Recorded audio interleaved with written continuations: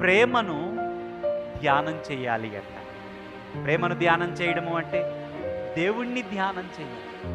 దేవుణ్ణి ధ్యానం చేయడం అంటే అంట సమస్త పరిశుద్ధులతో కూడా ప్రేమ యొక్క ఎత్తు, లోతు, వెడల్పు, పొడుగు 4 డైమెన్షన్స్ మాట్లాడుతూ 4 డైమెన్షన్స్ ఎందుకు మాట్లాడుతున్నాడు? ఇమ్మెజరబుల్ లవ్ ఆఫ్ గాడ్, కొలవలేని దేవుని ప్రేమ. యెషయా భక్తుడు దేవుని దర్శనం చూసినప్పుడు ఇదిగో కెరూబులు పైకెగరి ఒక కెరూబు మరొక కెరూబుకు పక్కన చేరి భుజాన్ని ఆనించి దేవుని వైపు తేరి చూస్తూ ఏమంటూ ఉన్నాయట, పరిశుద్ధుడు పరిశుద్ధుడు పరిశుద్ధుడు.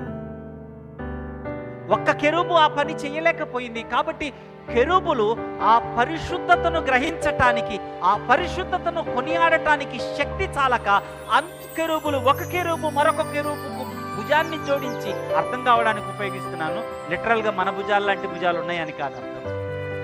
అంటే ఒక కెరూబు మరొక కెరూబుతో కలిసి దేవుణ్ణి ఆరాధిస్తూ ఉన్నాయి, దేవుణ్ణి గణపరుస్తూ ఉన్నాయి.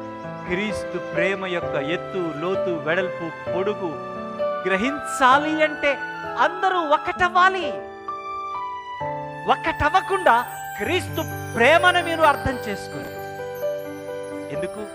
Love is relational.